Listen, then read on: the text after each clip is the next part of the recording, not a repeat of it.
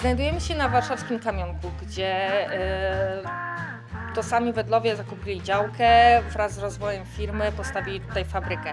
Ta fabryka funkcjonuje w tym dokładnie miejscu po dziś dzień, już od lat 30. XX wieku. Historia rodu Wedlów rozpoczyna się u pierwszego nestora rodu, czyli Karola Wedla, który przyjechał do Warszawy z Berlina i tutaj przy ulicy Miodowej otworzył pierwszą cukiernię. Jak się okazało, później hitem wśród warszawiaków była oferta, którą przygotował Karol Wedel, czyli przede wszystkim pitna czekolada, ale także ciasteczka, cukierki, na przykład cukierki też na gardło, lecznicze.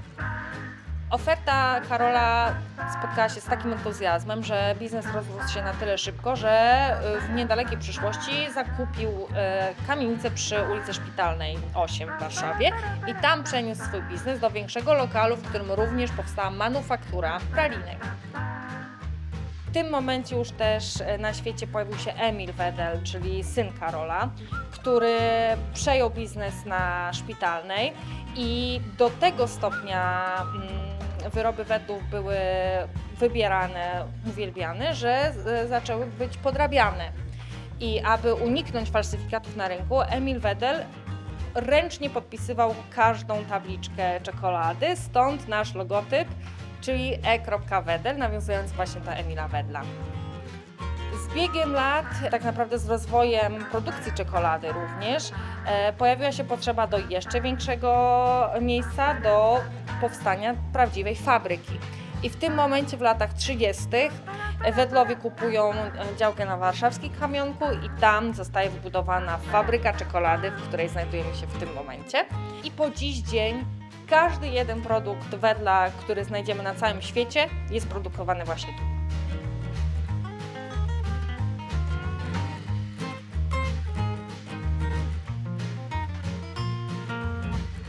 Ostatni z rodów to Jan Wedel, niesamowity innowator, to jemu zawdzięczamy recepturę ptasiego mleczka. Inspirację do stworzenia receptury ptasiego mleczka Jan Wedel zaczerpnął w Paryżu. To tam skosztował podobnego wyrobu, który miał konsystencję pianki, natomiast to Jan Wedel udoskonalił tę recepturę o bardzo dużą ilość masła, no i przede wszystkim oblał tę piankę wedlowską czekoladą, dzięki czemu powstał niesamowity produkt. To również Jan Wedel stoi za niesamowitymi współpracami z designerami. To Jan Wedel nawiązał współpracę z Zofią Stryjeńską, z Karolem Śliwką. To Karol Śliwka stworzył przykładowo opakowanie czekolady jedynej, która w niezmiennej formie po dziś dzień jest opakowana w czerwono-beżowe ubranko stworzone przez właśnie samego Karola Śliwka. Oczywiście tabliczki czekolady to jest serce naszej firmy, bo to na wyrobach czekoladowych bazuje cała oferta. Torcik wedlowski też ma niezwykłą historię, ponieważ jest to produkt po dziś dzień dekorowany ręcznie. Dekorują go jedynie kobiety i nie jest to dyskryminacja, natomiast faktycznie kobiety doskonale się spisują w tej roli. Szkolenie dekoratorek trwa 6 miesięcy. Powstanie muzeum było naturalną koleją rzeczy. W firmie rozmawialiśmy o tym już od ładnych paru lat. Charakteryzuje się ona tym, że u nas dosłownie wszystko można. Można dotykać, można próbować, można oglądać, przekładać, przewracać.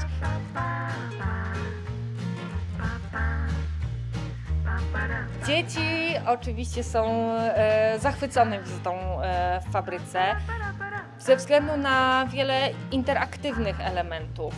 Hitem dla dzieci jest interaktywna tabliczka czekolady, na której przykładowo klasa, wskakując jednocześnie na tę tabliczkę, jest w stanie stworzyć swój własny utwór inspirowany symfonią smaku podczas jedzenia tabliczki czekolady. Nasza ekspozycja zachęca do tego, żeby próbować, kosztować, dotykać i jednym z miejsc, gdzie można dosłownie dotknąć namacalnie, jest makieta Kamionka, czyli dzielnicy warszawskiej z lat 30., stworzona z 300 kg czekolady.